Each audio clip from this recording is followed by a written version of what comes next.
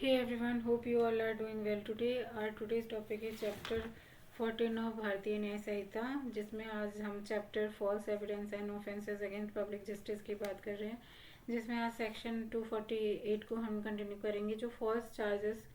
Of offence made with intent to injure की बात कर रहा है। यहाँ पे जैसे नाम से इस डिफाइन हो रहा है कि कोई ऐसा कृत्य जो कि किसी पर्सन को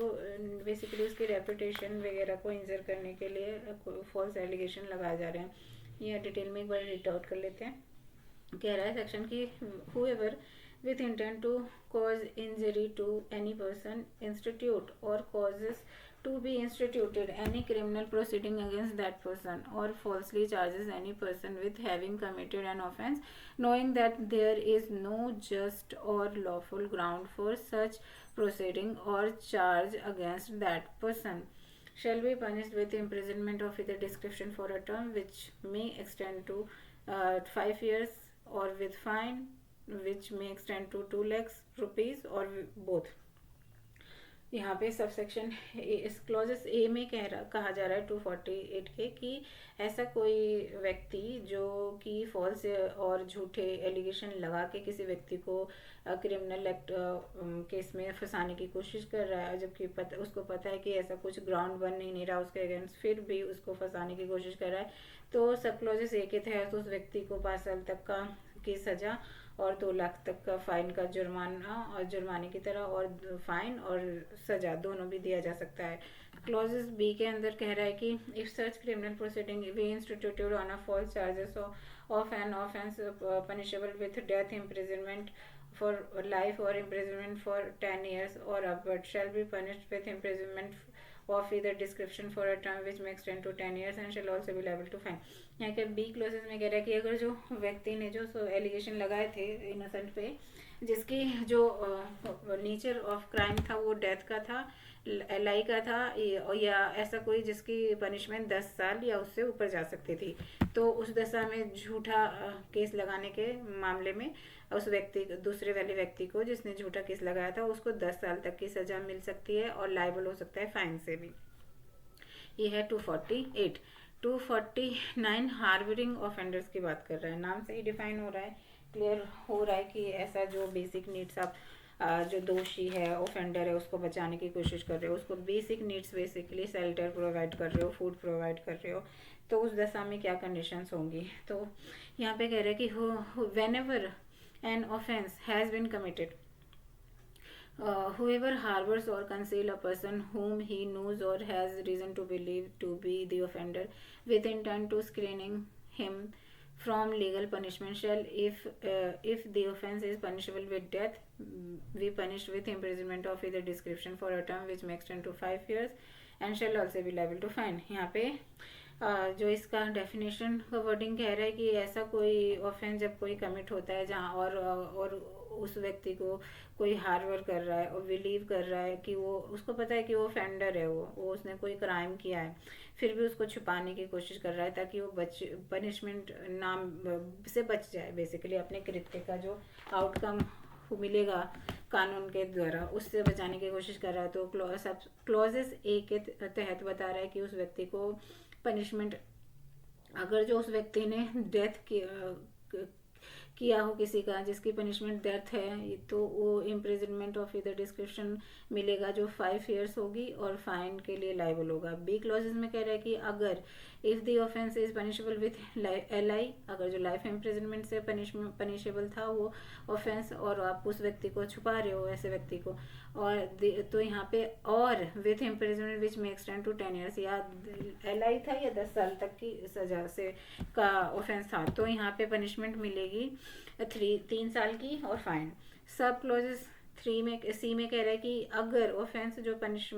पनिशेबल है इम्प्रिजनमेंट एक्सटेंड की जा रही है 1 year और and not to 10 years, be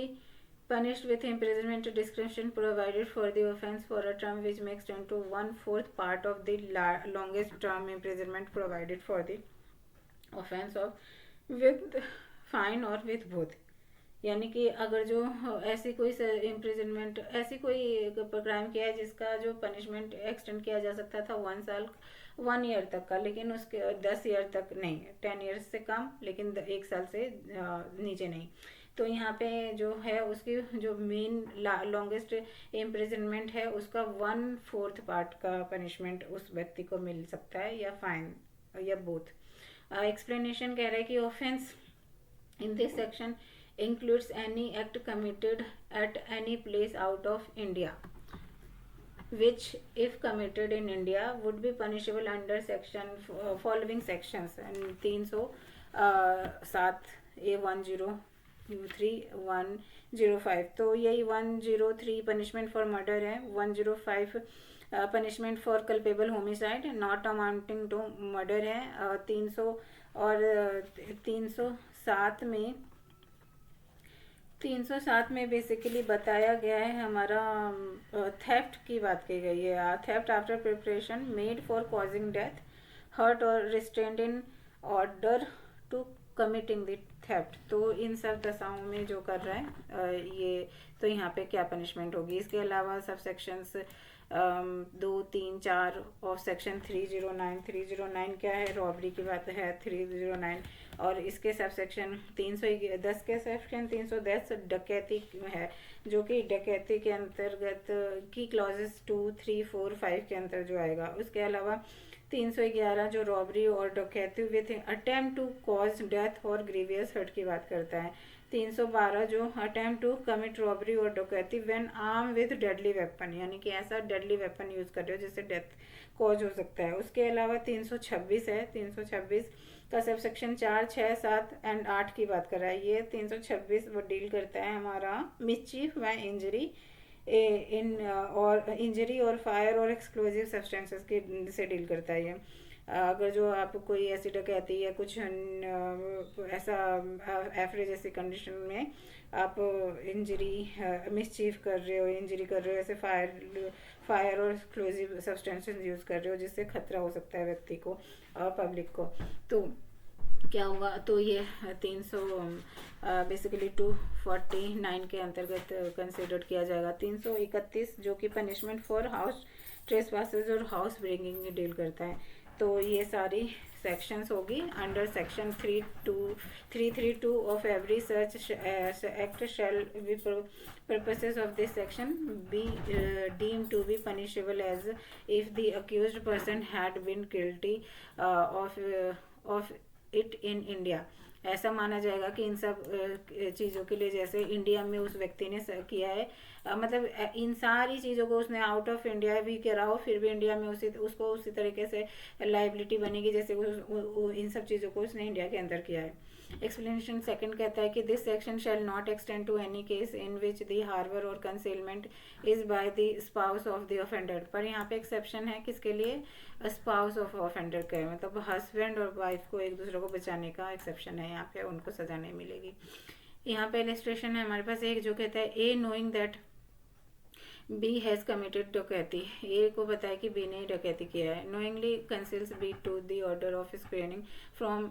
legal punishment, फिर भी वो बी को बचा रहा है पनिशमेंट से। Here as B is liable to imprisonment for life, यहाँ पे जो बी था जो उसने डकैती की थी उसके लिए वो लाइफ इम्प्रिजनमेंट से पनिशेबल था। तो यहाँ पे A is liable imprisonment of either description for not extreme 3 years and shall also be liable to fine. तो यहाँ पे अब ए को क्या सज़ा मिलेगी बी को बचाने के लिए, तो 3 साल की सज़ा और फाइन दिया जा सकता है। नेक्स्ट हमारा सेक्शन 250 है जो कि taking gift ETC to screen an offender from punishment की बात करता है, यानी कि ये सेक्शन बात करता है कि अपराधी को दंड से प्रतिच्छादित करने के लिए उपहार आदि देना। तो क्या है, whoever accept or attempt to obtain or agrees to accept any gratification for himself or any other person or any institution of property to himself or any other person in consideration of his concealing an offense or of his screening any person from legal punishment for any offense or of his not proceeding against any person for the purposes of bringing him legal punishment shall यहाँ कह रहा है कि जो कोई अपने या किसी अन्य व्यक्ति के लिए कोई ऐसी परितोष या अपने या किसी अन्य व्यक्ति के लिए अपनी संपत्ति की प्रस्थापना किसी अपराधी को छुपाने के लिए या किसी व्यक्ति को किसी अपराध के लिए वैध दंड से बचाने के लिए करता है, तो या किसी व्यक्ति के विरुद्ध वैध दंड दिलाने के प्रयोजन से उसके विरुद्ध किसी की जाने वाली कार्यवाही ना करने के लिए फलस्वरूप प्रतिगृहित करेगा या अभिप्राप्त करने का प्रयत्न करेगा या प्रतिगृहित करने के लिए करार करेगा, यदि वह करार करेगा। यहाँ पे ये में कह रहा है if the offender is punishable death, अगर जो यहाँ पे अपराधी मृत्यु दंडनीय है, मृत्यु दंड से पनिशेबल था, तो punishment with imprisonment of either description for a term which में एक्सटेंड टू 7 ईयर्स, 7 साल तक की सजा मिलेगी, फाइन भी देना पड़ेगा। 20 क्लोजेस में कह रहा है कि if the offence is punishable with imprisonment for life, life imprison से पनिशमेंट था वो अपराध, तो वह इम्प्रिजनमेंट यहाँ पे मिलेगी जिसकी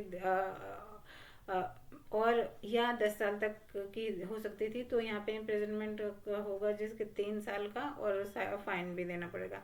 सी क्लोजेस में कह रहा है if the offence is punishable with imprisonment extend to 10 years, अगर 10 साल से आगे, with punishment imprisonment description provided for the offence for a which में एक्सटेंड टू 1/4 पार्ट ऑफ